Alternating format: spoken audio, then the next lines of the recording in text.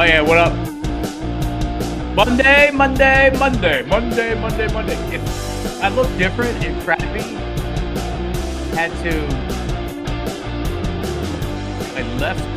I hope I left my laptop charger. Actually, I have a camera that's a 1080 high definition, but my new laptop has the same camera in the laptop, so I don't use my other. So the plug is different. This new plug on the new Mac that I have is totally different than any other one. So I think I hope I left it up at Parks Casino, Bet Parks, when I was up there last Wednesday because I can't find it.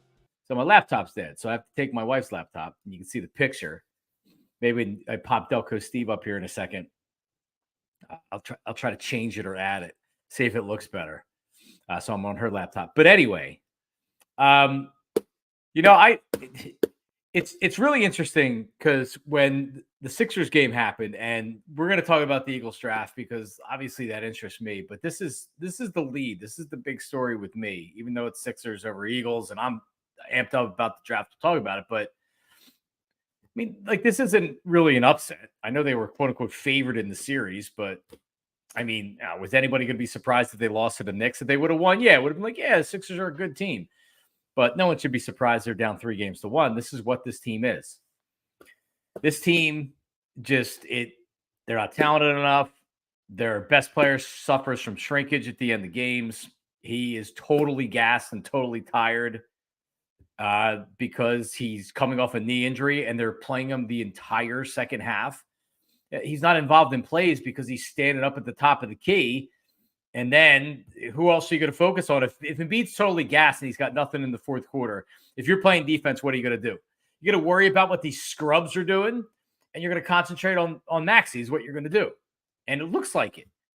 Looked like it in all their losses, really, in the fourth quarter. But I don't, because I hate Embiid coming out and saying he's disappointed in 76ers fans. And like I get it. They were saying fucking Embiid on his home court. I wouldn't have liked it either. And I think it's easy to say, oh, well, I'm disappointed in the fans that they allowed the Knicks fans to do it and they bought the tickets. Let's just get this out of the way right off the bat. And then I want to just totally crush the Sixers organization. And I don't even think I need to say this.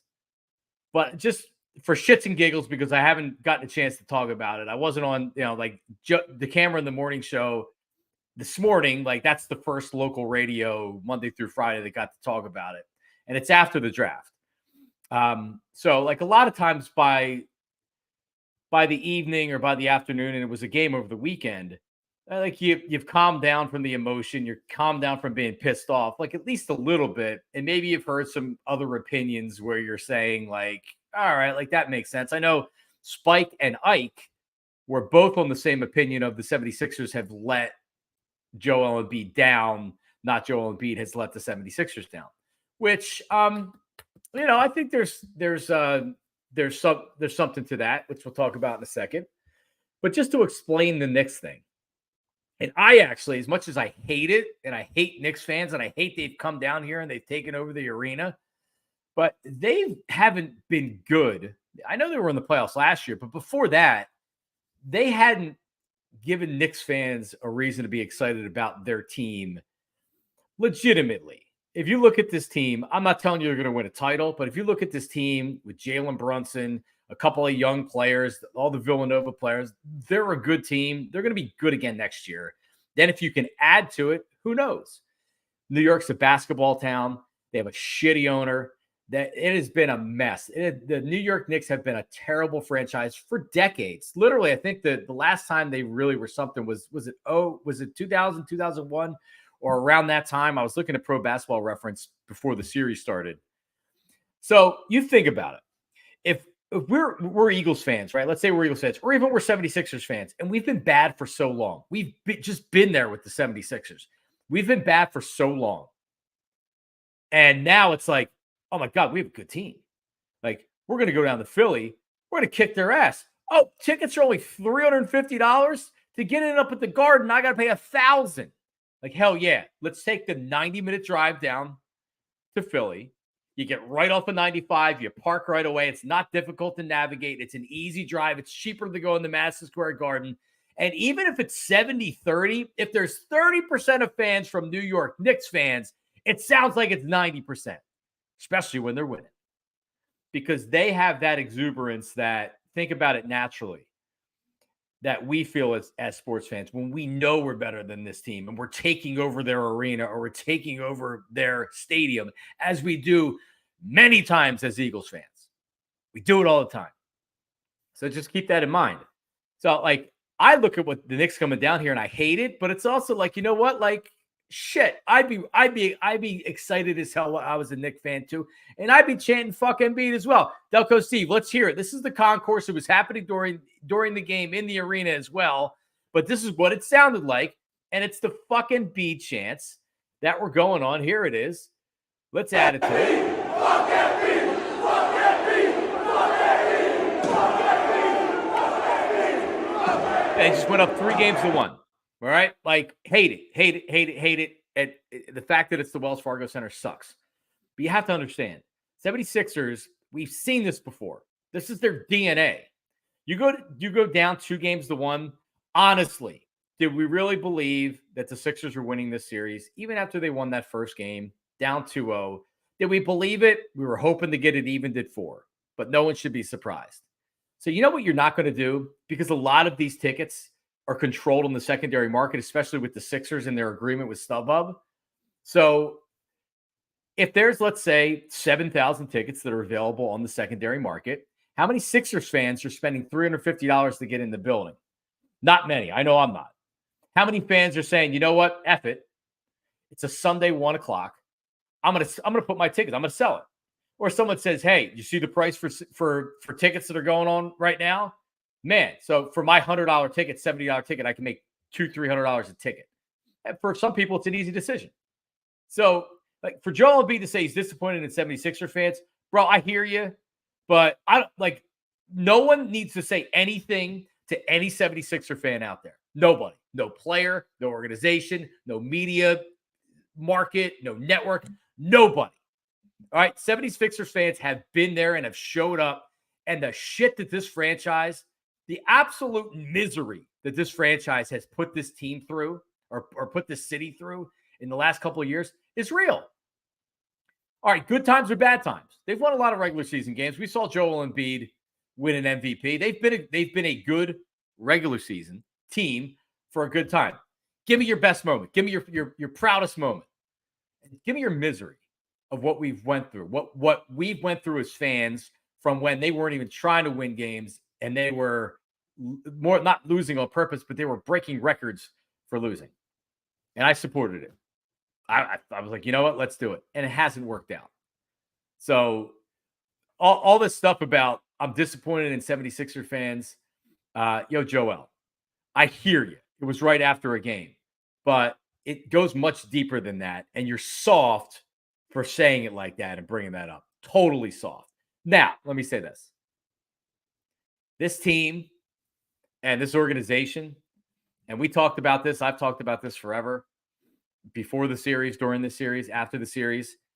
This team, even with Tyrese Maxey, is a borderline playoff team, especially when Joel Embiid's coming off of an injury. But guess what?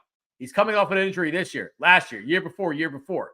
That's what I'm saying. This is what this team is. Joel Embiid is widely talented. He's an amazing player. He gets hurt every year. He has significant injuries every year. And then he's gassed for the playoffs, and we talk ourselves into saying, oh, well, he'll be fresh for the playoffs. This dude's not going to be fresh. You can't use him 35 to 40 minutes a night. You can't. You see what it looks like right now. You can't. So, like, this is what this team is. And every year I want to talk myself into it. Sometimes I do. Sometimes I don't. No one should be surprised that this is what we're seeing right now. The team's not good enough. Tyrese Maxey, love him. Joel Embiid, love his talent. Who else are we talking about? Kelly Oubre. Kelly Oubre wasn't he a minimum salary contract?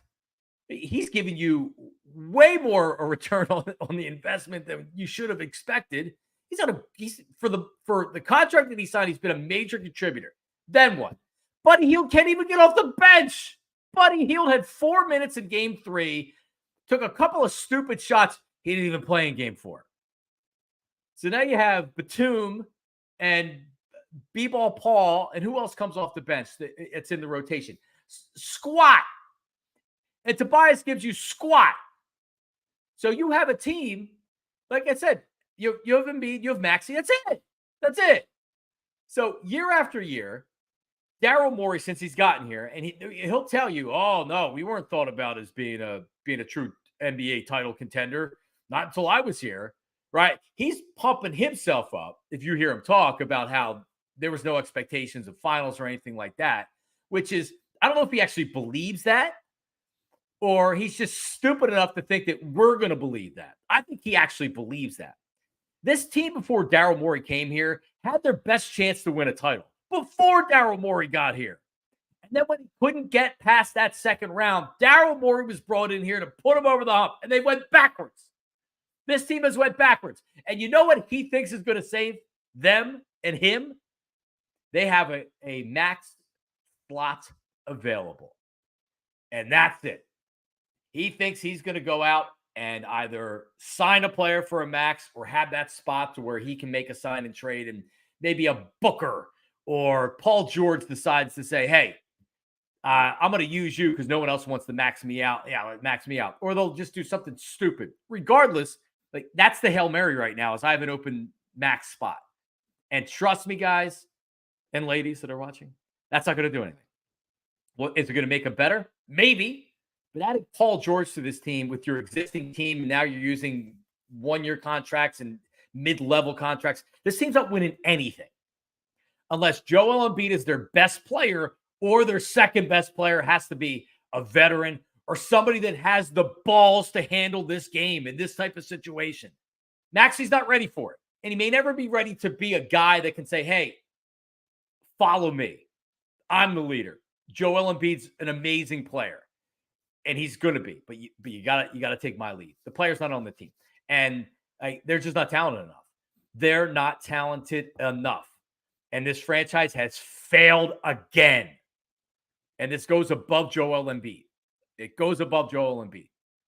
When they had Jimmy Butler, JJ Redick, they had Ben Simmons. Before Ben Simmons lost it, this was a very talented team. And Daryl Morey had nothing to do with this. Daryl Morey is a crook, and he should be investigated. He's a thief. He drafted Maxey. That was a great draft pick. All right, I also could throw a dart against a wall, and it lands on one of the prospects that are supposed to be going right around there. I mean, does he really know basketball, or did he just get lucky with a draft pick? I mean, Jesus. I hate it because I don't want to feel like this about one of my teams, and I feel like this about one of my teams. And I'm not going to blame ownership. I've seen the ownership get blamed for a lot of this shit. Joshua Harris hires somebody to run his franchises. And bang, he hired Daryl Morey. So unless he wants to fire him, and I don't think that's going to happen, Daryl Morey's making a lot of money to not have made an impact at all. And now we're going to be looking at Paul George or whoever they can add, if they can even add anybody to this roster. I got to bring in Delco Steve because I just babbled for the first 14 minutes here. Delco Steve, how are you, buddy? Yeah, it'd be better if it was 2-2 right now and not having to listen to that whole rant. Yeah, no, you know what? I don't even care if they. I don't even care that they like if you're. The Knicks are the better team, all right? Like so. Definitely. They gave away game 2. Could they be up right now in the series? Yeah, if they were a good team, they'd be up in the series. They're not a good team. Let's just face it. But it's the style that they lose every year. They lose fourth quarter leads. Joel Embiid's gas. He's blamed. Like, who are you blaming this year, Joel? Oh, it's the fans you're blaming this year. Jesus. That fourth quarter was excruciating. Watching him stand out on the corner 3 and just not do anything while Maxey gets swarmed for 7 minutes straight. Bad passes, bad decisions, turnovers, right? And then you can see it. You can see it happening in slow motion. It was so helpless. It's like you got to take him off the floor at that point. They should have took him out at his normal start of the fourth for 3-4 minutes at least, and then just be like giving everything you have until you can't at the end. Why don't you think Nick Nurse did that? Well, that's the thing. This is the change from the norm. He's desperate because this team blows. I don't know, man. The Buddy Hield thing is just pathetic. Buddy Hield can't even get off the bench, man. That was your big trade deadline acquisition. And I was even buying into it. I'm like, yeah, Buddy Hield, he can't get on the floor. He was so excited for his first playoff appearance, and he can't do shit. I wonder why he's never played in a playoff game before, Steve. Yeah. It's just bad. It's just all around bad. So are they not re-signing him in the offseason? God, no. But yeah, I don't know, man. We're not bringing Tobias. I thought Tobias. Maybe they'll resign Tobias now. Hey, maybe if they don't get someone to take that last slot, they'll be like, oh, we'll just give it to Tobias again. And Embiid's got, by the way, Embiid's got a lot of balls. And if this was a first-time thing where he's just so frustrated after however many years of falling short, I would have no problem with it. But you blamed Ben, you blamed the team not being tough enough, and you were chasing Jimmy Butler like, oh, Jimmy, I wish my team was tough like yours, Jimmy. Right? Every year, it's a different story and a different excuse. And how about it just comes down to, yo, Joe, like, you're not good enough either. You're not playing well enough. Like, at some point, you got to put it on yourself. And like I said, if he would have done that for the first 4 or 5 years of this, then I would have been over. Like, even like the last 2 or 3 years, brother, you know what? I got to play better. I'm putting it on me. He tries to protect his teammates. Now it's the fans because of the Knicks chance. And I don't want to hear one freaking word of shit from anybody about Knicks fans having a presence at the Wells Fargo Center. The tickets are available in the secondhand market. Guess what? Excited Knicks fans that haven't been relevant in years are making an easy drive down the Philly. I don't blame them. We'd be doing the same thing, Steve. Saving hundreds of dollars to go to an away game instead of, I don't blame them for a second.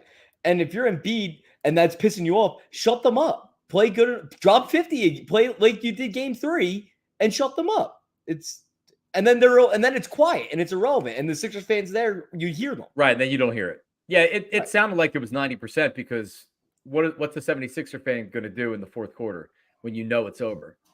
Yeah. When you know it.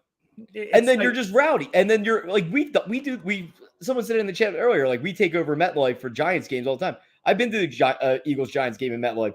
When we're winning 40-7, of course it sounds like it's 100% Eagles fans, even though it's, 50-50 if that. No, you're right. No, we think it's 90-10 Eagles fans, but we're so loud and we get so crazy. And when our team's playing well, you know it. And no one front runs like us, man. That was the same shit that was happening on yesterday. Same shit. Yep. Actually my buddy Jay lives in Los Angeles, but he came in for game 3 and I'm like, he came in for the game they lost, but he came in for game 3 because he's been a huge Knicks fan. He hasn't been able to talk shit for 2 decades because not that the Sixers have been great during that stretch, but the Knicks haven't been great. They have a terrible franchise. Their owner's terrible. So he might be the worst. He might be the worst. You're right. He really, James Dolan, he really might be the worst. But you know what? They have players and a coach now that can play. And they actually have Leon Rose is running the organization and he knows what he's doing. But he came in because he's like, hey, I can see my family, come in for 2 days, see game 3, boom. Instead of going to Madison Square Garden, he got a $300 ticket, had lower level $300 ticket, boom, saw the game, saw him lose. So, yeah, and here's the other thing. The Knicks team, this isn't a one-year wonder Knicks team. I think Vince just said it in the chat. Right? Like, they can just add to it.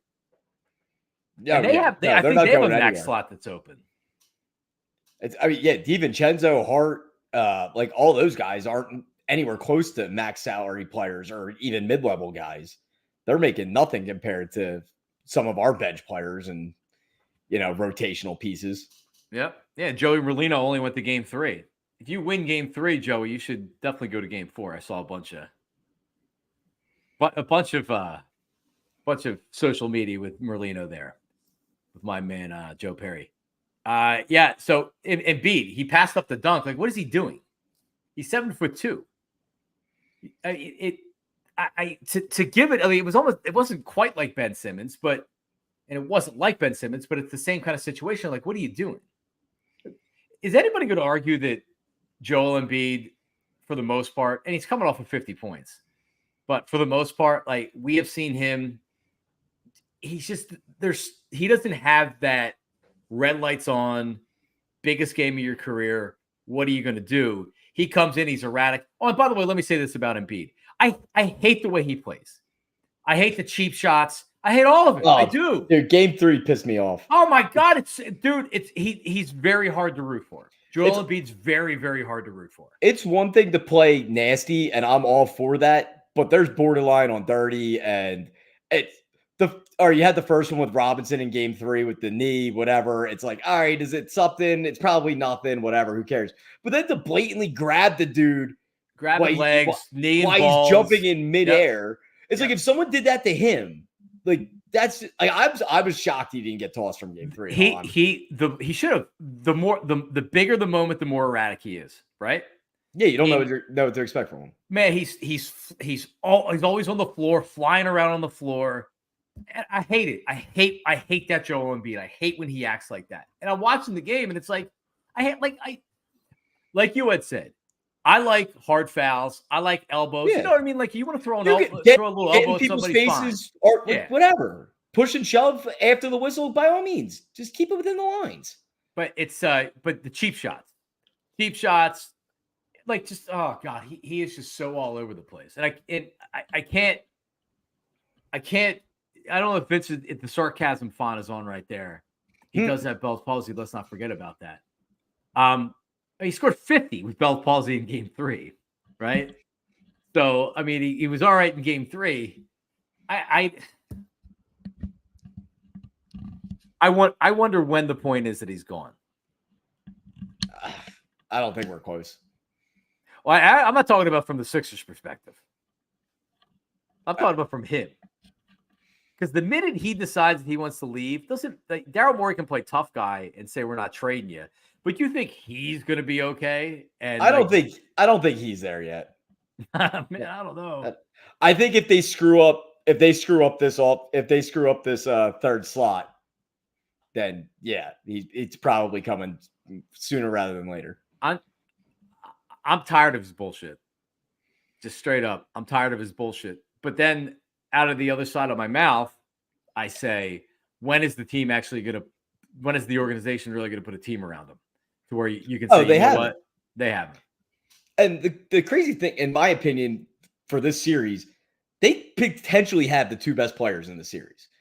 It's like Embiid and then Maxey. It's like, and maybe Brunson, Maxey, you can flip flop. But it's like when you have the 2 best players in the series, you can flip flop it. He also takes 40 shots a game. Right, that's what I'm saying. That's why I'm saying I would say Maxey's probably a better player. You know what, though? All right. So So let me ask you this: Are the Sixers a better team right now with Brunson and Embiid than Maxey and Embiid? I don't think so. I think the answer is yes. I don't see how, because Brunson needs to take all those shots. Right, but isn't that what you need? You know what I mean? Like, don't you need a high volume shooter? And I'm not telling you that Maxey can't be that guy, but it feels like Maxey's better when he's kind of a step down from how much Jalen Brunson shoots it. Actually, now that the more I think about it, like the way that Brunson does that, like inside the lane, like move around, if he was just lobbing that up to Embiid all the time, that would be Brunson's a really good player. That was a really good. Yeah, I'm not trying to put Brunson down whatsoever. They're different players. Yeah, they're different players. What you really need is the 2 best players, and you should be able to freaking win a series like this. But the Knicks just have so much more heart. It seems like, literally and figuratively, with Josh Hart. So to that point, look at the difference in offensive rebounds. I think the Knicks had 14 more offensive rebounds in game 4. Hart had like 16 rebounds. Yeah, why? He's a 3. It's fucking effort. He's 6'7", 6'8", and it's like, come on, and he's getting 16 rebounds a game. It's effort. Watch the way these guys play. It's effort. Offensive rebound, effort. And beat 7'2". All right. He never has like those 20 rebound games. Yep. No, but he's 7'2". So you need this is where Tobias, if you're not going to score, you have a max salary. Like, man, you got to be crashing for offensive rebounds, and you got to there's such a sense of urgency with this Knicks team and just tenacity, And they can feel it. They're like, you know what? We're better this team. And you feel it. And they're playing like that. Sixers are playing passive. Yeah, the Knicks are on the floor for everything. They're going after everything. They're full speed to all that. They play with so much grit and so much intensity. It's that like that's the team. If that whole team was on the Sixers, we would love that team. Like we would love that team, which is why these Knicks fans come down with the type of attitude they do. They do. They love the team. They should. Yeah. I mean, they took a long time to get that put together, and they had a couple great moves this season to get like OG and DiVincenzo for nothing. Yeah, great moves. Yep, great moves. They have players that like the Mavs wanted to bring Jalen Brunson back, but the league wasn't going crazy with Jalen Brunson's a free agent. Oh, let's give him a max salary. Let's do this, do that. No, he very quietly went to the Knicks because that's where he wanted to go because his dad's up there and Leon Rose is up there. And there wasn't much to do about that. You mentioned DiVincenzo. Josh Hart is that's what I'm talking about. That's the type of player the 76ers need. I'm not saying they need a 25-point a night guy. They need somebody that has balls and doesn't give an F. You know what I mean? Like Josh Hart. He's not a good shooter. But you know what? Somehow that ball's going in when he's taking those threes in the fourth quarter. And then, but look, yesterday he shoots terribly yesterday, but all the other things he brings to the game, he's not off the court. It's like he brings so much more than it's all right. If he gives you that shooting game where he doesn't miss, it's just like, oh my God, it's so much extra. And they're going to sign some old ass veteran player to a max, like Paul George or somebody like that. That's what they're going to do. And Sixers fans are going to be like, yay, that'll work. Oh, yeah, everything will be fine. Oh, we have Maxey another year and, B-ball Paul and, he signed some other guys and whatever. And you know what? We're going to be in the same situation next year. And Embiid's going to be let's play the Embiid blame bingo, right? Like who has it? Who's left? Maxey, I guess, would be next. Coach, yeah. And I don't think he ever goes after Maxey, but like Coach is it gonna be Morey next time? Because it was Ben. It was not enough toughness before. It's just like with everything, man. And you know what? And it's like I said, it doesn't have to be one thing or the other. I can hate the way that Embiid plays on the floor sometimes, and the way that he blames everybody else and doesn't take responsibility for any of this shit, and also realize that this organization sucks and has given him a great shot to win a title? I think you can make the case earlier in his career, maybe, but not now. That's for sure. Daryl Morey has totally screwed this team. My buddies and I at the gym were talking about the Kawhi quadruple doink shot. It's like, oh my God, that just misses. Like Think about that. Who knows how different this organization is if that shot misses? That's the year the Raptors go on and win. The Sixers go on and win that year. It's a good team. And then that's a really good team. And you probably don't have the drama with Jimmy. Like then you guarantee to bring Jimmy Butler back at that point. And Brett Brown was the biggest idiot in the world, but they got better results out of Brett Brown. Doc Rivers gone. I mean, I think Nick Nurse is a good coach. I don't know. They're going to lose in the first round of the playoffs. Doesn't matter. Oh man, the worst. Fun watching Doc get his shit handed to him though with the Bucks. Yeah, well, he's got nobody left. He's got nobody left. The walking wounded at that point. Not that Porter's getting ejected 4 minutes into the game. All right. So now is everybody gonna tell me they're still in the series and they're gonna win and everything else? Oh, this would be given up. There's only two outcomes for tomorrow. Sixers win by like 10 or they lose by like 30. Yep. That's it. No close game. It's one or the other. Yeah, I mean, I don't think they're winning the series. I picked them to lose the series anyway, but it's hard to see him do the same thing year after year with different cast members, except for Embiid, different head coaches, and same thing. Well, so that's the 76ers portion of this. By the way, the Phillies have been totally on fire before we get to the Eagles. How about that? Yes, sir. They're playing tonight. They're playing in Anaheim. Yeah, they're coming on in 20 minutes. Or not even 10 minutes. Yeah, I saw a picture of the broadcasting team of the Phillies on Instagram. I think Greg Murphy put it out, and they had a minivan. I think it was a minivan, whatever it was. It had everybody on there, including Crucky. Oh, like a painted on the side of the van. No, they were all in this van. Oh, they were in the minivan. Yeah, I'm sorry. Yeah, they were all Traveling? in this van. If somebody took a picture from the front, and it's like I think Fransky and Stocker all the way in the back. It was Kruk, and who was on the and then Rob Brooks, works for the Phillies. He's like the director of broadcasting. He's in the middle. It was definitely a van. And then you had, I guess, Tom and then somebody else sitting up front. So doing the drive from San Diego to Anaheim. Yeah, I've done that drive. It's not that far. I've never been to California, but that just thinking about those drives from city to city, that traffic just makes my skin crawl. It's actually not too bad. Last time I was in California, which was actually before my daughter was born, we flew into San Diego because I have friends in San Diego. We stayed there a couple of nights, and then we drove up to Los Angeles. My brother-in-law used to live in Hollywood, and then on the way back, we were flying out of San Diego. So we flew into San Diego, flying out of San Diego. So on the way back, I don't know if I had to take a leak or whatever, but we got off the highway. We got off of 5 and went to a Starbucks that would literally from the Starbucks parking lot where you're like looking at the Angel Stadium. So I can say I went to Anaheim. I saw where the stadium was. So it's not far at all from San Diego. So there you go. Are they still the Los Angeles, or is it? Yeah, it's Angels they're Anaheim. Anaheim. That's so dumb. Yeah, they still make stuff up. They're looking for their first win at Angel Stadium since 2003. They played 7 games in the last 21 years. Yes. Yeah. Well, they play every year. There's not interleague anymore. You just play everybody every year. Right. Does it like flip flop home and away still? Yeah. I think they play. No, I think they play. They'll play a couple in Philly too against. Right. That's what I mean. Like, they play during the season. Yeah. Yeah. It's not even like one year you go out there, the next year they come up here. Oh, right. Now you just play everybody, which is more like every other sport, I guess. Makes sense? Yeah, pretty much. All right. Well, so that's the Philly segment. Alec Boehm's been going crazy.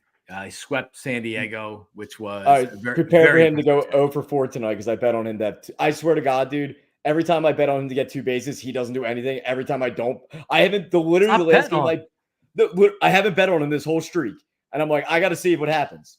I'm like, I got to see if but this is the night not to bet. You know he's coming back down there tonight. Whatever. I've been saying it for 4 days now. I'm like, I can't believe this is still happening. Every time I bet it, it doesn't happen. Every time I don't bet it, it happens. So if you want to bet on Bomb doing nothing tonight, by all means, go. Think about it. It's like home. But I don't know. I can't see. Boom. I know you're still not comfortable saying it. Boom. Boom. Yes, like that. Happy. Alec Boehm. Boom. I partied with his parents at the World Series in 2022.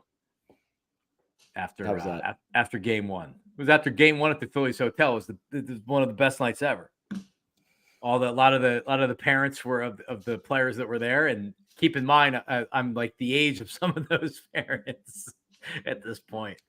So Boehm's. I was talking to Boehm's mom and dad. So I told him how impressed I was the way he handled the whole get me the fuck out of here thing. Dude, that was great.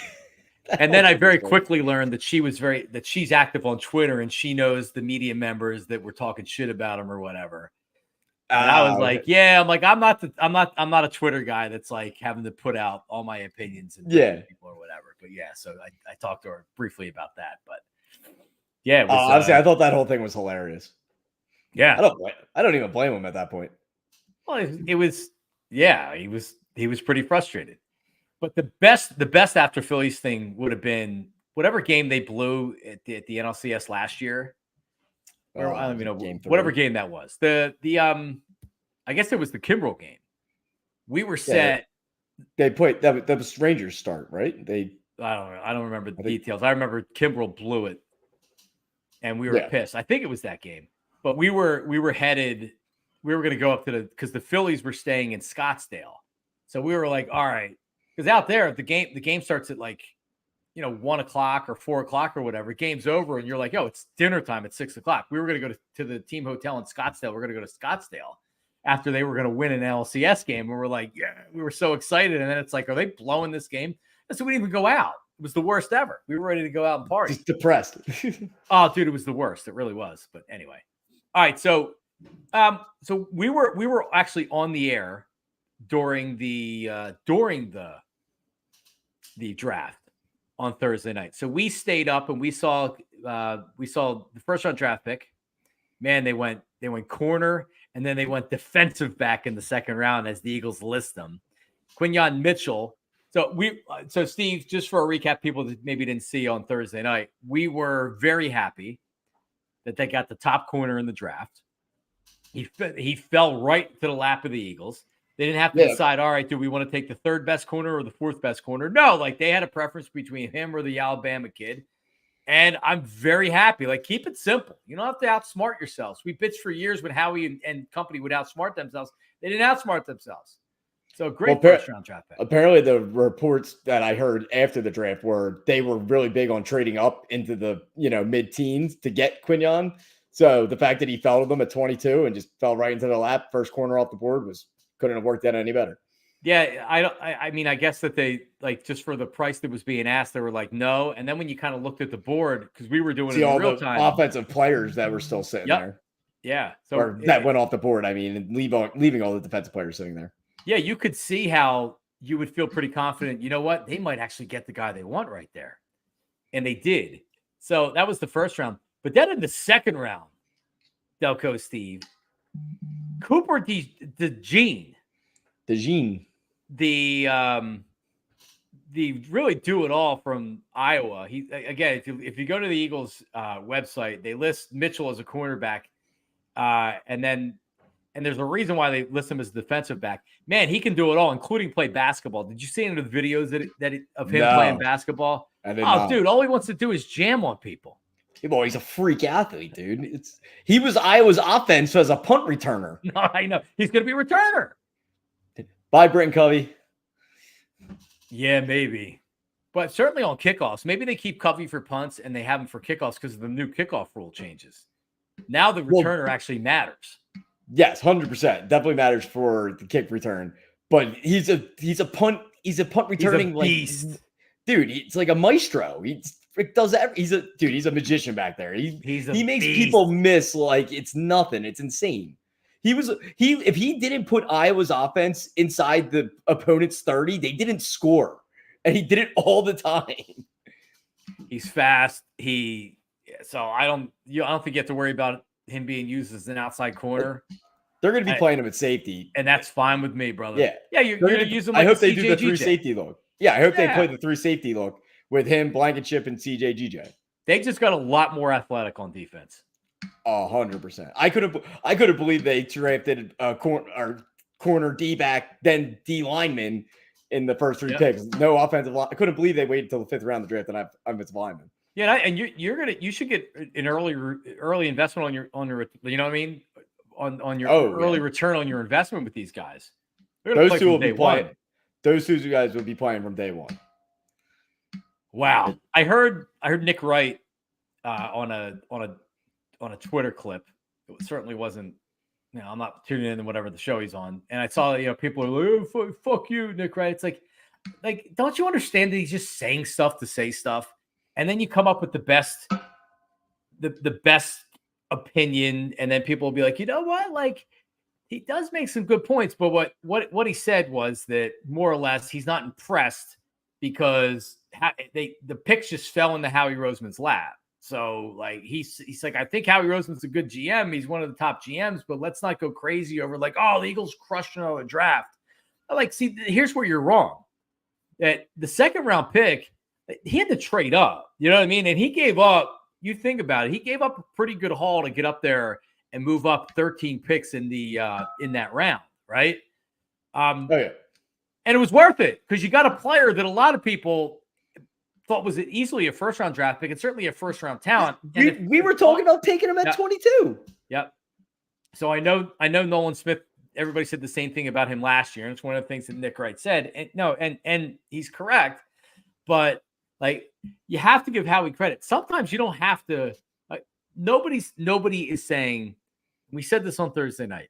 nobody's trying to pretend that Howie Roseman is this great talent evaluator that that can find these gems, these diamonds in the rough, and it's like, wow, how does he always get a 4th or a 5th round wide receiver? Like, that's why they don't get mid to late round wide receivers, because he doesn't have that eye for the talent. But like, speaking of which, they got a good late round wide receiver, baby. Oh, they did? Was he a Florida State guy? Yes, he is. Johnny Wilson. Johnny Wilson. He's 6'7", dude. He's a monster. Right. He's up like for 6'7", he can run. Well, he could be a tight end type, right? Like they just move him to like the big wide receiver in the slot, 100%. I love the fact they took a couple wide receivers late, because if one of the guys can even be a 3rd or a 4th, then you're like, all right, cool, this is awesome. Well, the kid from A&M apparently is like the prototypical guy for like the new return rules. He's right, like 6'1", 215. So he's a brick shit house and can just run through people. Yeah, right. So yeah, no, I like that pick too. We'll get to the other ones here. Just one more thing. And Nick Wright was funny. He was saying that Howie was just tuned into NFL Network and was using Daniel Jeremiah's next best available, and he just took the next best available player on the board with Eugene and Mitchell. But yeah, like what? All right. So are you telling me that he wasn't the next best available, right? Like nobody argued that wasn't good value right there. If they're the guys at the top of your board, they're the guys at the top of your board. Here's where you get into trouble. Here's where you get into trouble. When you're reaching on a guy that is really a 3rd round draft pick that shouldn't be taken where they're taken. Eagles haven't done that in a long time. And that's something they did before. All right, Rager was somebody that like they said he's the guy that we want. It was still at least a little bit of a reach, but we've seen before where it's like, who was it? It was Cole Strange from the Patriots last year, where they drafted him in the 1st round and they're like, oh, I had him graded as a 3rd round draft pick. And you see teams do that every year pretty much in the draft where it's like, whoa. And you saw it a little bit in the 2nd round last night. Eagles haven't done that. There haven't been any head scratchers. Now, ultimately, will these guys be able to play? We're going to find out. But I mean, like, they're not reaching. And one more thing. And I've always been fascinated with the best player available, never draft for need, never draft for need. And I say that's total BS. You should always draft for need. You should always draft for need. Now, you can't be desperate enough to where you're taking a player that's a 4th round draft pick and you're drafting him in the 2nd round because you need that player. But of course, I'm looking at defensive backs if I need defensive backs over offensive linemen. I'm setting my board up differently because we need defensive backs. If the Eagles needed offensive linemen, and not a defensive back, guess who they would have been drafted at 22? Right. An offensive lineman. There were players available. So the need does matter. And I hate hearing people, well, you can't draft for need. You always draft for need. Like, and if you love a player so much and you don't necessarily have a need, okay, then that makes sense. Then draft them. That's fine. But I mean, if you really love the quarterback in the 2nd round, are you drafting a quarterback in the 2nd round? Oh, well, they did do that actually with Jalen Hurts. But that was about Carson Wentz. But anyway, this whole thing about, you can't draft for need, you have to draft best player available. That's bullshit. You always draft for need. And that's what the Eagles did in this draft. And they should have. So there you go. No, I 100% agree that, like, yeah, I definitely like best player available approach. But if you have 5 Pro Bowl linemen and the best man on the board is like talent wise period is an offensive lineman, and you have 5 guys in their early 30s, late 20s, and it's like, all right, well, where's he going to play? Yeah, why would you take a lineman? It makes me, yeah. You got to find the balance. It's all. Just don't draft Jaquan Jarrett because you're desperate to find a safety. A 4th round pick. Yep. Yeah. And they drafted him in the 2nd round. Yes, they drafted him in the 2nd round. They reached with that was brutal. They knew Trent Cole was leaving, and that's when they reached on Marcus Smith. They decided they had to have an edge rusher, and they got caught with their pants down. And that's how you get a Marcus Smith, because it's like, oh shit, who do we draft? Oh, let's take Marcus Smith. Remember Marcus Smith? I never even heard his name. Louisville was like my second team for football back then in that time frame, and I knew who he was, and I was just like, there's no way he's a 1st rounder. Were you a Lamar Jackson fan or something? It was actually for basketball. It was Francisco Garcia, and when I was in grade school, he You're was a like big the first. Louisville fan. But it was the first like Final Four team that I was like all in on, and he was just a dog, and I thought he was going to be so good in the NBA. He went to Sacramento and did nothing. And then Brian Brown was the quarterback at that time, so I just kind of just rolled with him. But Florida State still was always my team. Man, do you like Denny Crum? You know who that is, Denny Crum? No, I think he was the longtime Louisville coach. Denny Crum. Let me see. Yeah, and then they had Patino. So that was like they were interesting back then. All right, the rest of this draft. So so I'm not going to pretend to know who this Jalix Hunt kid is. But are you a big Houston Christian fan? Yeah, I knew nothing about that guy. But I do look at what all the experts are like. Mel Kiper was like, he was my favorite linebacker. Or favorite outside linebacker. He's an edge rusher. He had a ton of sacks last year, but he wasn't playing against the greatest competition. So we'll see. And he could be a bust. He could be a good player. Who knows? We'll see. Also, he's a definitely developmental type player for sure. Yeah, you put him in the rotation if it's like, man, he can actually contribute this year. He contributes this year. If not, he's your third round. He's your third round draft pick, and we see these guys not work out all the time. So I'm like, whatever. You wouldn't be surprised. The Eagles also broke a record for trades. So they traded their 50th pick and more to move up to 40. They traded number 78. They traded number 86, and then they selected number 94. They traded 120. They traded 123. They traded 132. They traded 161. They traded 164. They traded 171. They moved all over the place. They traded 201 in the 6th round. They traded 210 in the 6th round. So they had a record number of trades. Will Shipley in the 4th round, running back from Clemson. And I'm just saying, man, if you think white guys can't play skill positions anymore, Delco Steve, you're sadly mistaken. We just got a bunch of white guys that are athletes. Yeah, man. Watched a lot of Will Shipley over the few years against Florida State. He's always kicked our ass. He's awesome. He's a touchdown machine. He's gonna be a great player in the new kick return system. He's dude. I actually from just watching college football, I remembered loving watching him play. Just the way that he plays. He's got a burst, man. Like he can make plays. And he's dealt with some injuries in the last couple of years, so that's probably the reason he's only available at 4. But if he gets healthy, sure, he's NTN type. Well, he's a quality backup to Saquon.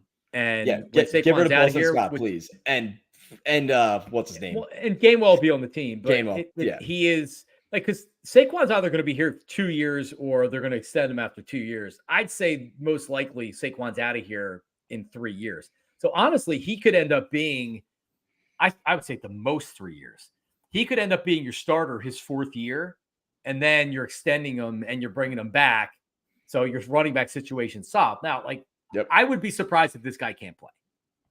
Just based on what I saw, unless there's injuries and things like that. But this dude's got NFL chops. I love him. I thought this was a great pick. Yeah. If he's all things health-wise being equal and he's healthy going forward, he's easily going to be an impact player in this league. He's going to be an impact player with Saquon playing. I agree. He can catch the ball. I mean, I know Saquon does a lot of that too, but you're not going to be losing a step with bringing Shipley in my opinion. No, and you can spell him. He's good. He's good in the receiving game. He's a returner. He's just they're going to be getting the ball in his hand from time to time. You're never going to use him high volume, and that's at this not point. Like he may get 3, 4 touches a game, a limited, if that, a limited number of snaps. If you can make those touches pay off, then it would be awesome. Agreed. But so Will Shipley, and Michael Richmond brings up a good point. I should come up with some kind of Delco dad T-shirt for all the white guys that the Eagles have drafted. So who would the white Eagle player be that had Delco jerseys all over the place? I'll give you mine from when I was in my teen years and a little bit older. Oh my God, what's his name? Curtis, Kevin the Curtis. receiver, Kevin Curtis. Kevin I Curtis feel like I go saw with. a lot of Kevin Curtis jerseys back then. All right, so Andy Harmon was a defensive tackle who was pretty good for a couple of years. He was good at getting to the quarterback, but there were a lot of Andy Harmon Northeast Philly / Delco jerseys out there.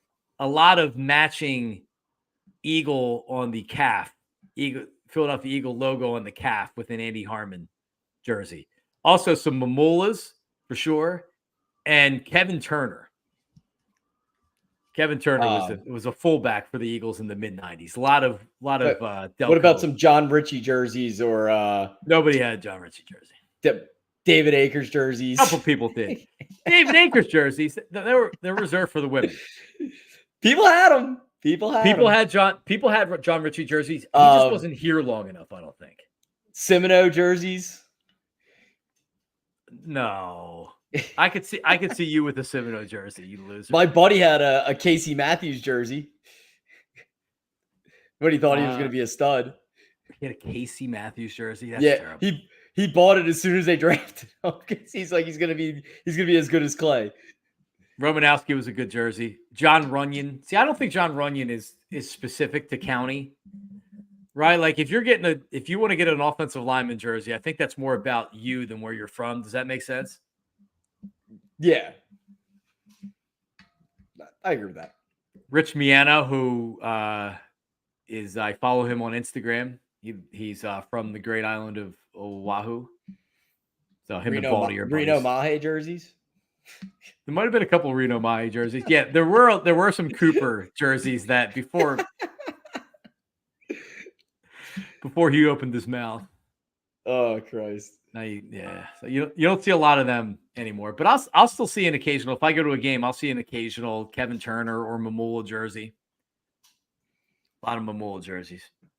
All right. Well, there you go. Anyway, I think of Riley Cooper is him laying in the end zone on that kick return, like trying to blend in with the lettering on the my God, that's right. That's what I think of? I think of him. I did player shows with him at Chickens and Pizza Northeast Philly, and he was a nice guy, and he used to try to get me to go out with him in Manayunk, which I did once, and dude can throw him down. I'll just say that. You wouldn't have known he was. They all can. Like he's banging shots and stuff, and then probably banging something else afterwards. But yeah, man, it was like wow, pretty unbelievable. Yeah, he was a cool guy, but it was like, yeah, I'm not hanging. Like he's definitely the type of NFL player that he could like fall asleep on some random person's couch, and he'd be like passed out on the couch, and then wake up and just leave like 5 a.m. Thanks for the hospitality.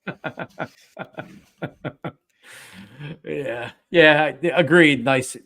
And it was before the country concert. I don't think he was doing a lot of player shows after the country concert.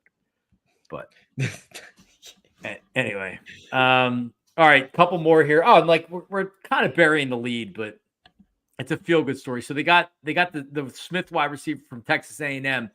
But I was over at my in-laws' house by this point, and my brother-in-law and we were like, I kept looking. I was like, Trot Jr.'s available. Trot Jr.'s available. And I'm like, you know what?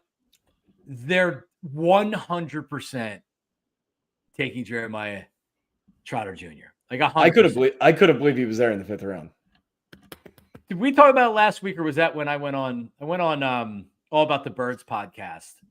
On Wednesday night, and they asked me like how pissed will you be if the Eagles don't have Jeremiah Trotter Jr. And I'm like, I wouldn't be pissed at all because where I'm seeing him drafted is like the 5th round. So like, yeah, I hope he's an Eagle, but this isn't like in January we were talking about him being a 1st round draft pick, maybe a 2nd round draft pick, and then there were pro days, and then there were combines, and then there were all that stuff, and his physical skills as being evaluated by the NFL scouts have him as a mid to later round draft pick.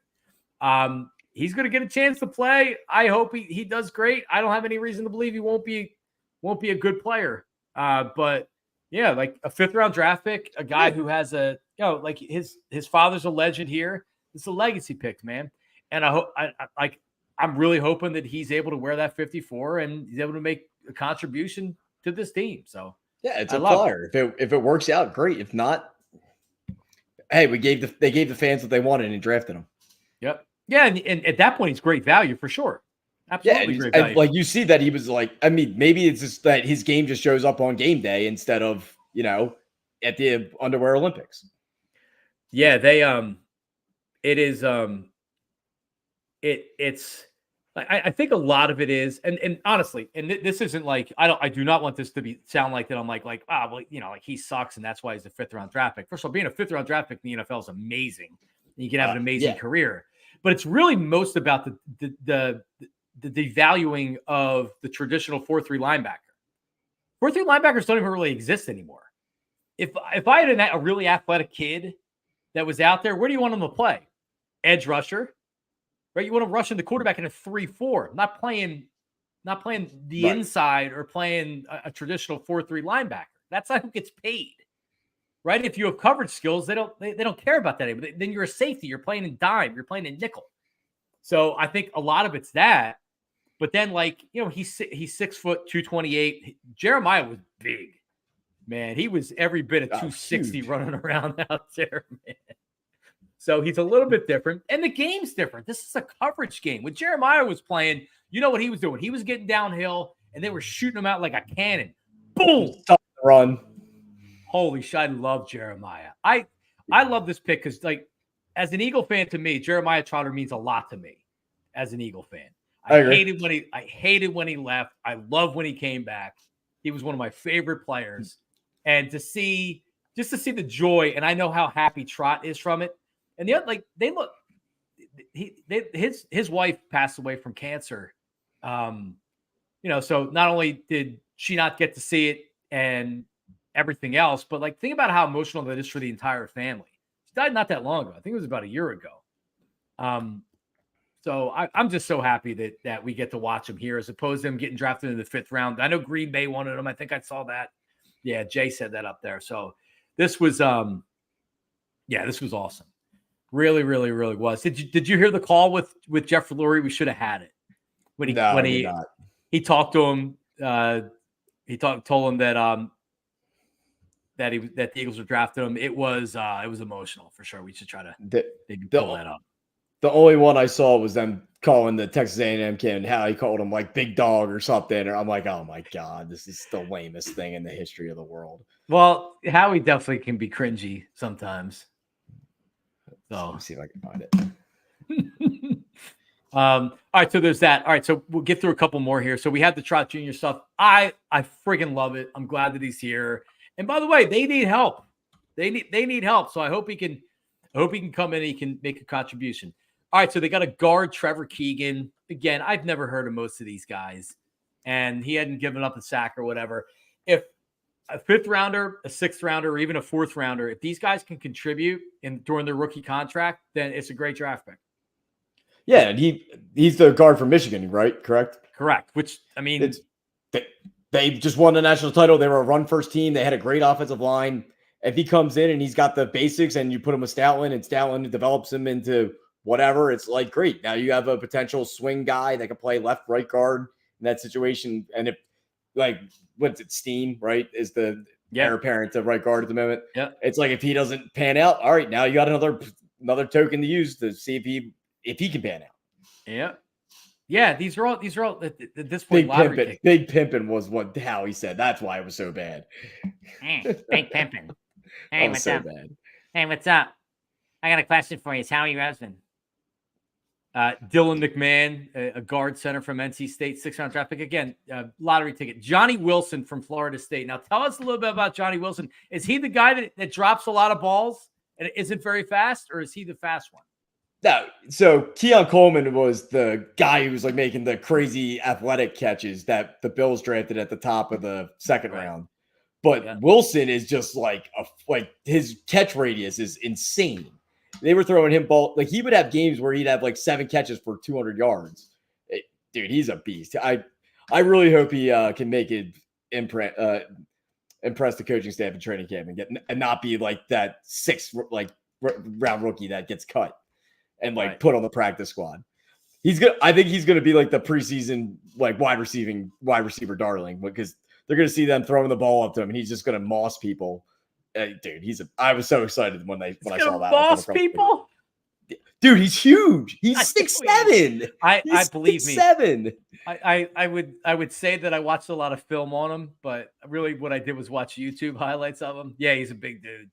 Yeah, he's really athletic. Why not? Yeah, it's like for his size, it's like I'm not saying he's gonna burn, like he's not a Tyreek Hill burner by any means, but for 6'7", he can run. Like he's a fluid runner. He can get downfield, and you could give him the jump ball opportunities. What about he's like a Tyree Jackson. Remember Tyree Jackson? I had people telling me that he's a future Hall of Famer. Tyree Jackson was converting from cornerback to whatever. Well, he was that big. Didn't he like break his back? Didn't he fall on his back in the preseason? And he ended up having I think didn't he have like a I don't remember exactly, but I don't remember exactly what happened, but he did get injured because they put him on like the one year they put him on injured reserve right away. Like, oh, we can that's our we can develop him. Yeah. Exactly. Yep. But I could definitely see Johnny Wilson getting converted to a tight end or playing like the Kincaid type tight end role, like in the slot. Yeah, it's a hybrid. Not really. Yeah, exactly. Yeah. At this point, I mean, if he can catch and whatever, they'll create a position for him. It's a lottery. If this guy can't play a lick, it doesn't matter. When I've like going into the season, I thought he would probably be like a 3rd, 4th round pick ish. When I saw his like draft grade come out as like low 5, 6 round, I couldn't believe it. I was like, someone's gonna get something there. I think. Oh man, you must have been. I was so excited when like Erica was like, "Oh, they just drafted some dude from Florida State." I'm like, "Oh, who?" And she goes, "Johnny Wilson." I audibly screamed. I was excited. That's awesome. All right. Well, I mean, it's fun to have young wide receivers, right? Whoa, what is that? Well, I'm going. Oh, you're disappearing. Blah, blah, blah, blah, blah. I don't know what happened here. All right. Well, anyway, I'm running out because then I'm on my wife's laptop. Wow, that really is bad. Oh, you got a reflection going on, dude. I didn't do anything. All I did was put up the coffee cup, and then that happened. What the fuck? Hey, there you go. Little dry erase. I guess. I mean, I might have flicked coffee right on the camera. Could that have really happened? That little thing? I guess so. All right. Well, so and I'm running out of power here on it. So it is so thumbs up. Hey. A. So, yeah, sure. Why not? Well, so why do you hesitate? Because you don't know. It's like it all looks great. It all looks great, and then training camp comes around, and if Quinyon Mitchell can't cover anybody, it's no. Believe me, I know. But you're also doing the thing where here I'm gonna have to switch it over. And you can talk. You're also doing the thing that a lot of people do.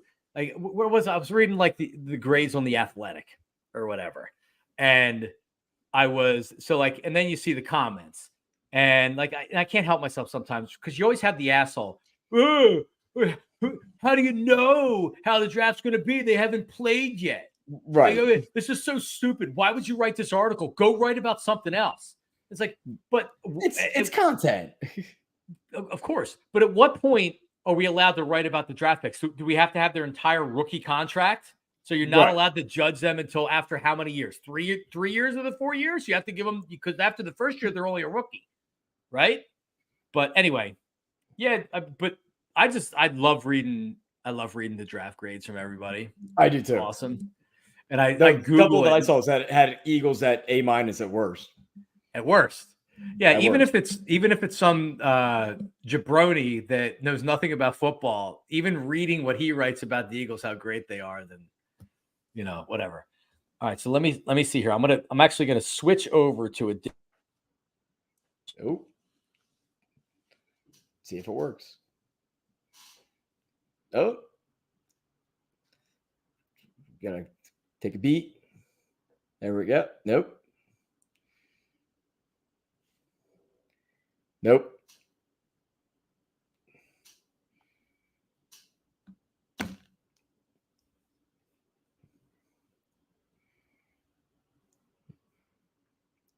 You got nothing out of your audio. Nope. You're muted.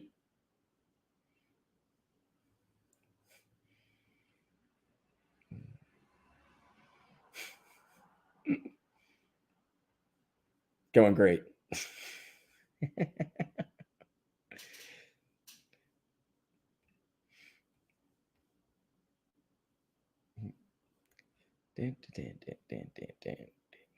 You're muted. You're muted. There you go. Oh, so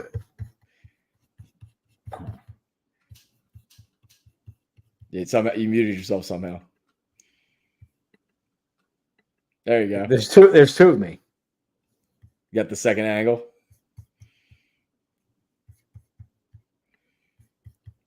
It's crazy how the piano stays in the same spot though. All right, how's that? Great. Now you can hear me? It's clear. Oh man, all right. Beautiful. You look great. You got prettier. What isn't that true? But how much better the camera is on this sucker? Yeah. I might need to get one of them. Yeah, they're not bad. All right, well, Delco Steve, well, I actually have to. So everybody gives them an A. All right. Yeah, pretty much. That's pretty much from what I've been saying. That no one's had to trash them. My only question would be the taking the project of an edge rusher. But besides that, I like everything they did. I liked Shipley, and I like getting those kind of skill position guys that can help you with the new kick return rules. It's going to be pretty interesting. So, if it does feel like it could be a bust, right? The third round, yeah, because you're still drafting somebody that can help you right now. Yeah, I mean, you could go for like a guard that might be. Sorry, I got to get the plug for my wife's laptop. She's gonna kill me if it totally dies. She had stuff on there she can't afford to lose. You have no idea. But you you look like you're in like a haunted movie, like a scary movie. So silly. Popping in and out. Oh my God, where's the cord for it? I don't even know where the cord is for it. But yeah, hold on. I gotta go over and I gotta turn on the light. I know this is either funny or really annoying or both for everybody. But my wife literally said to me, "Do not let the laptop die, or I'll kill you because I have work on there. And if it totally goes dead, we will lose the work." So I'm like, "No problem, honey. I will not allow it to die." And meanwhile, it's like 2 minutes away from dying. All right, let me see it break through. So anyway, so did you watch all the draft, Delco Steve? I did not. I actually did. I probably watched the least amount of draft coverage I have ever watched in a long time, and probably the last 10 years. Well, that's what happens when you're nearly married, as I believe you are now. Nearly married. Yeah. What did we do Saturday? I had my goddaughter's baby sisters had a party, so we were up in North Jersey for that. So missed, the whole thing pretty much on Saturday, and Friday night we were out and about doing a bunch of different stuff. Yeah, I mean, I honestly watched like a little bit of it. I had softball. We had a game on Saturday, and then it was my mother-in-law's birthday, so we had to go over there. And it's also for Orthodox. My wife is Coptic Orthodox, so it was Palm Sunday. Hold on. You had to get your Easter. The Easter's this weekend, right? Would be. Yeah, Easter's this Sunday. So so Palm Sunday. So we celebrated Palm Sunday, and my father-in-law actually goes and gets palm from their church, and then he makes like this donkey out of it. Very elaborate stuff where you make out of the palm, make all these characters. So yeah, but well, I can't. I tried it one year, like when I first met my wife. I was like, yeah, sure, I'll try making all these things. And now I'm like, yeah, no. So my kids make it with them and stuff, but that's about it. So yeah, it was I didn't get to watch as much of the draft as I normally do. I really followed on my phone. But yeah, it's pretty much what I was doing. I was locked into like the playoff basketball and hockey pretty much if I've got a chance to be in front of the TV. Yep. That I feel like a lot. I mean, the basketball games on Saturday were brutal, but the hockey was good. Yeah. Jason Kelsey's joining Monday Night Countdown. Saw that. How about that? So ESPN wins the war over Jason Kelsey. How much do you think he's making? I don't know. I mean, it's not like he's not doing the broadcast, right? So he's not making he's not making like Romo money or anything like that, but probably making a couple mil. Yeah. This dude's gonna make a lot of money post playing career, man. He's gonna end up making more money post playing career after being the highest paid center for however many years. Yep. Yeah, he was making 15, 16 a year his last couple years. But yeah, he's gonna make a lot of money doing it. So you had that. I saw the Phillies had scored some early runs here. Boom. Did Got Boom a single. do it? He got a single. We need one more. We need one more to break the curse. 3-1 Angels. I had 3-1 Phillies, bottom of the second. I had a take out there that the Phillies are doing the right thing with Taijuan Walker because it's also really their only move that they have. They're not going to put him in the bullpen until he sucks, and then they have no other choice. They had to give him a chance in the rotation, making $17 million a year. Yeah, I kind of tried to bet against them yesterday. It bit me in the ass. I don't know what the hell Topper's doing, sending him out for the 7th inning. I was more than happy 6 innings and 3 runs. I think it was epically stupid to put him out there in the 7th. Oh, I wanted him out after 5 so we could end with 3 strikeouts since I bet him under 3.5 and parlayed it with the other dudes over, and that would have been a nice little payday, but it didn't work. Oh well. You win some. I'm sitting there screaming against Tajon getting strikes called, and everyone at the house on that's yelling at me. I'm like, I just need him to get out of the game. I want the Phillies to win, but I need him out of the game. Well, Phils are winning 3-1. Bomer and bases were loaded. All right, so 2 RBIs. Marshy looks like he was it a sac fly? Yep, sac fly. Bryce Harper scored a run. Schwarbs with a run score. Oh, so whoever started for the Angels must have sucked in that first inning. Yeah, he did. Lucky they only got 3 runs, honestly, the Angels. So, all right, there's that. What else did but it's just there's so much like major sports stuff to get to. Yep. So it's hard to because I had a bunch of like bullshit that we normally get to.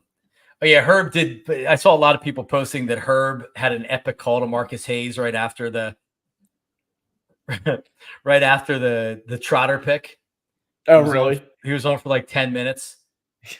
And I said, so I said, people were saying how good the call was. And he texted me back right away. He said, I'm available tomorrow, Wednesday, Thursday. I go down to Wells. Oh, so he's available tomorrow. So I might have to do a daytime call with Herb just to get it on there.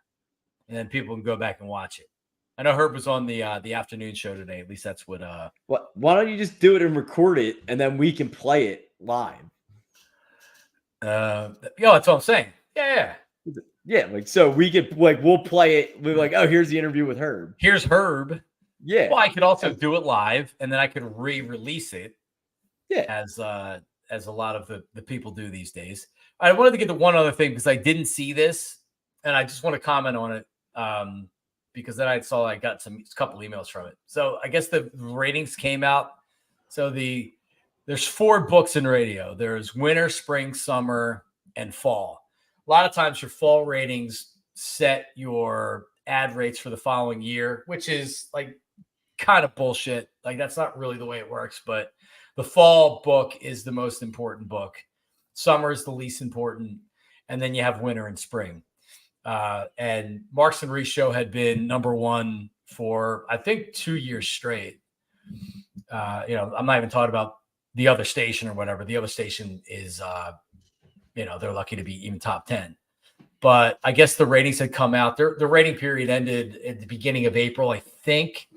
Was it like April 10th? Anyway, when the ratings came out, they hadn't been released, I think, in, like maybe 2 weeks or so, which sometimes it's just the writer's not getting around to getting the ratings or the program director doesn't want the ratings out.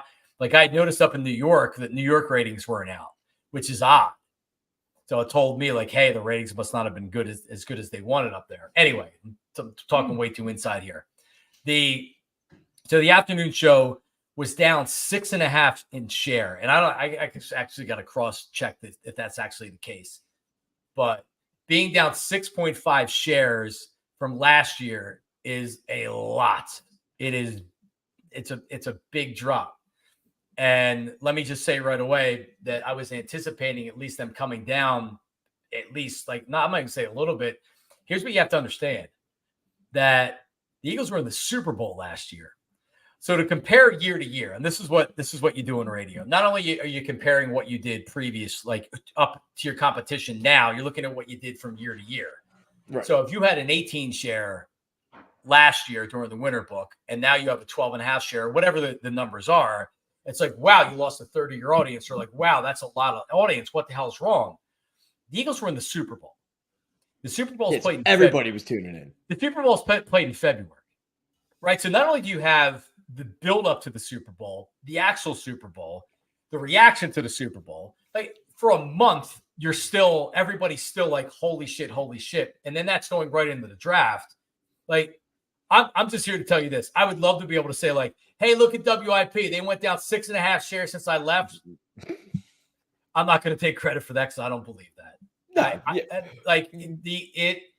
They were going to lose a lot of you study these ratings. Like, you know how this works across the country. Like, this is your little nerd hobby of yours that you like. It is my nerd hobby. I Google I bookmarked on my laptop and my cell phone. I have ratings bookmarked, radio ratings bookmarked. And I look every day when they release a new set of cities. I look at it every day, and I can't wait to do it. I love it. And then I look at the stations. I'm like, oh, what station's this? And I'll click on it and I'll check out the website, see who owns it or whatever. Yeah, it's very like Rain Man-ish of me. But yeah, so like I get it. And I don't anybody that thinks that it's like, oh, look at that, Mark, 6.5 shares down. No, man, like when the Phillies were in the World Series and the Eagles were like undefeated, I literally could have been the biggest douchebag in the world. And everybody would have hated me. And if I was working with Ike on WIP, we would have put up huge numbers. Yep. And like we did. So like, I'm not telling you that like the show wasn't good. I didn't do a good job or anything like that. But like, no, I'm not going to take credit for like, look at these monster ratings. Oh, they went down in ratings. Fuck WIP. Like, no, like this is what happens when your team fucking falls apart and people don't want to tune in to talk about it. The Eagles are in the Super Bowl the previous year. So everybody keep that in mind. There you go. Like you said, they're once they get going though, and Eagle season ramps up, those numbers will come back up probably. I mean, the numbers are probably still dynamite. Again, I didn't see it, but just like, dude, the ratings were so high. When I tell you that, like, they've never had ratings like that at the station. I mean, the morning show had big ratings too. All the day parts had big ratings, but like, you're only going to get that when you're Howard Stern, your President Steve, or when you have something like your team in the World Series and the Eagles are in the Super Bowl. That's how you have huge ratings like that. So that's what happens. Yeah, when you don't have that, it comes back down. Yeah, and we're a crazy sports city, not like, oh, Tampa Bay or, Oklahoma City. Like, everyone's going to be tuning in. It's just this is the stuff we love. In Boston, they had at their top station up there, the Sports Hub, they do those numbers regardless of how the teams are. They're doing 20 shares, which just essentially means that if you're 25 to 54 male, 20% of the people that are listening to the radio are listening to sports radio, listening to the Sports Hub. So there's another radio station. There's another WEEI is up in Boston. That's the Odyssey owned station. And I mean, they're doing better numbers than the Fanatic, but like you're talking about a 20 share for their afternoon show, which is crazy numbers to do it just on a regular average season. So it is good. I love their morning show up there.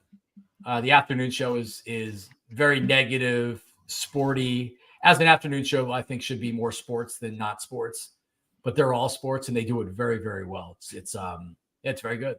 It's very good. Nice, interesting. I would check it out, but I couldn't listen to this Boston sports talk for. I know. I know that I'm odd.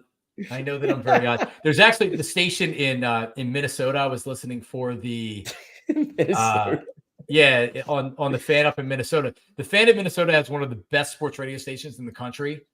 And if I was the fanatic, I would say, listen to what the fan in Minnesota is doing. It's an iHeart-owned station. I'd say, listen to what the fan is doing in Minnesota and make your station sound like that. Forget about the content, just the way it sounds. It's just different than WIP, and it just sounds better. But honestly, if I was iHeart in Philly, I would be creating a talk/sports radio hybrid station to compete against the other ones. So, but and believe me, I know people at iHeart, and I'm very interested in them doing that, but it's not something they want to do right now. In fact, how about more inside radio stuff, Steve? The Freak in Dallas, 97.1 The Freak. I was gonna say, are you about to give us a Mikey Miss update? I don't have a Mike Miss update, but a station in Dallas that was a sports/talk station that was owned by iHeart. They just whacked everybody in flip format after a year and a half. Oh, nice. Yeah. No, it's not Matt and Huggy or any of the YSP people. Well, there you go. All right. Well, Delco Steve, it was a good one here tonight. And when are we going to be back this week? Are you available Thursday night? Are we doing Thursday? Is that enough for the people out there? I'm good for Thursday. I got a wedding Friday, so it'll be a good end of my work week. A Delco wedding? Villanova. So yeah. Well, I mean that's not a Delco. A Delco wedding is it's Delco people in Villanova. So no, Delco wedding would be the country club. What is it? Springfield Country Club? Springfield Country Club, yeah. Or Drexelbrook. Yeah, that's like our proms all over again. Your prom was at Drexelbrook? My prom was at Drexelbrook. Game 7 of the Flyers 3-0 series comeback against the Bruins, and they wouldn't let us put it on the projector screen. Really? Oh my God, we just sat at tables and listened to it on the radio. It was brutal. It's like, oh, you got a high school class of all boys that want to watch the game, and they're like, nah, you got to dance with the girls. Like, oh, come on, let us. I'm telling you, I've never been. I've been to weddings where it was the Reese Hoskins where he slammed the bat down game. Yeah. Whatever was that Padres? I don't remember what series.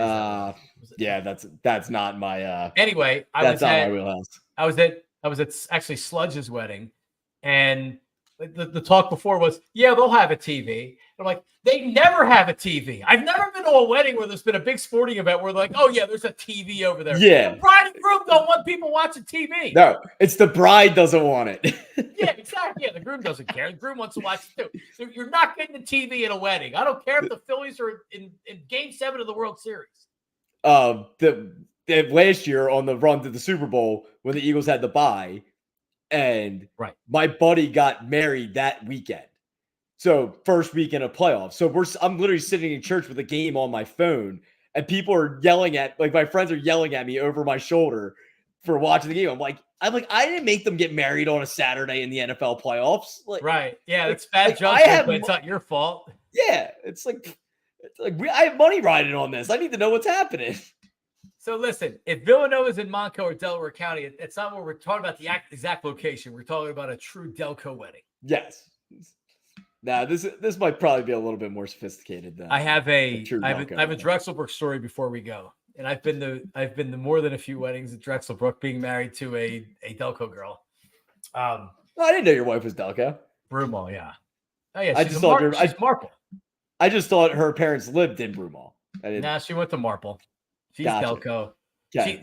She doesn't. She that's why we get along so well. Right. She says curtains. She has other Delco words. Yeah, she doesn't say curtains. She says curtains. I guess I'd probably do shorten that now that I think about it. Yeah. But so here's the story, and then we'll go to bed. We're in the, I'm not even going to say who it was, but we're in this wedding or whatever. And all of a sudden, like, I don't know, it's like, what's going on over there? I don't even know. Like security came in or something or whatever. So it turned out that they were the younger brother of one of the bride or the groom was banging his girlfriend in the car out in the parking lot. Dude, when I tell you they were hammered drunk And they went out to the parking lot, got caught by security. They threw them out the wedding. They had to leave. Oh, that's great. Delco wedding. I'm surprised that's never happened to any of my friends, in all honesty. Yeah, it was kind of like I have a few that could definitely fall into that. you're sympathetic. Guys and girls. They're not old like me or even in their they weren't even in their 30s. I think they were in their 20s. You're sympathetic to where it's like, all right, they get hammered, more hammered than they should, and it's like, you know what? Like they couldn't drive. They were to be irresponsible. No, like all right, I'm gonna suck. I don't want to bring if my wife would be interested in going out to the car, guess what? I'm probably not saying no. All right, she knows better than that. So. Don't text my wife. Don't text my wife. I wouldn't say no either, John. Yeah, like come on. Most guys would be like, yeah. All right. I mean, I'd probably just find like the coat closet or something, and that would be my first stop, I guess. All right. Well, listen, we'll talk to everybody Thursday night, 9 p.m. Thursday night, 9 p.m. All right, dude. Have a good one. You too, my man. Have a good week. All right. Talk to you. See you.